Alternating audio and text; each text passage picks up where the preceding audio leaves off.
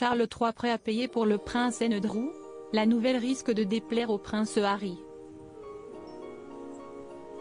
Destitués de leurs fonctions royales, le frère et le fils du roi sont privés de certains privilèges, mais aussi de leur sécurité financée par le contribuable.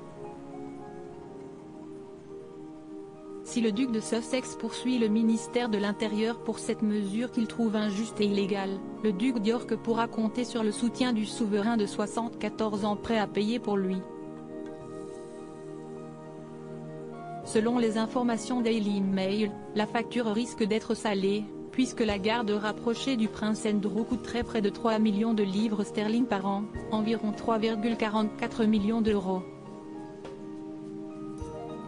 Lorsqu'il était encore un membre actif, avant d'être cité dans l'affaire Epstein, son équipe était composée d'officiers de police armés qui l'accompagnaient lors de toutes ses visites en dehors de Windsor, dans le Berkshire. Si pour l'heure le palais refuse de commenter toutes les questions de sécurité, le prince Harry risque de voir rouge. Dans la série documentaire Harry et Meghan, sur Netflix, il regrette de ne pas pouvoir se rendre au Royaume-Uni par manque de protection fournie par la police. Lui, qui a souhaité quitter son pays craignant pour la sécurité de Meghan Markle et ses enfants, rappelle The Mirror. Comme son oncle le prince Andrew, il s'est vu retirer sa garde rapprochée après sa décision de quitter ses fonctions royales et l'Angleterre pour s'installer aux États-Unis. Supérieur à Rétro 2022, Charles III, revivait les temps forts de l'année du nouveau roi. Le prince Harry face au ministère de l'Intérieur en juillet dernier, le mari de Meghan Markle s'était pourtant dit prêt à financer lui-même ce service des forces de l'ordre. Il expliquait alors trouver trop dangereux de faire appel à une société privée comme il le fait aux États-Unis. Une proposition déclinée par le ministère de l'Intérieur britannique l'obligeant à refuser des invitations de Buckingham Palace.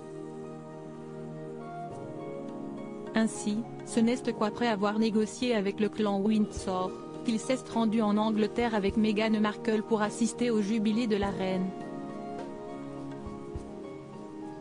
De son côté, Norman Baker, ancien ministre de l'Intérieur, a déclaré ce 18 décembre, « La protection armée a toujours été un symbole de statut pour des gens comme le prince Andrew.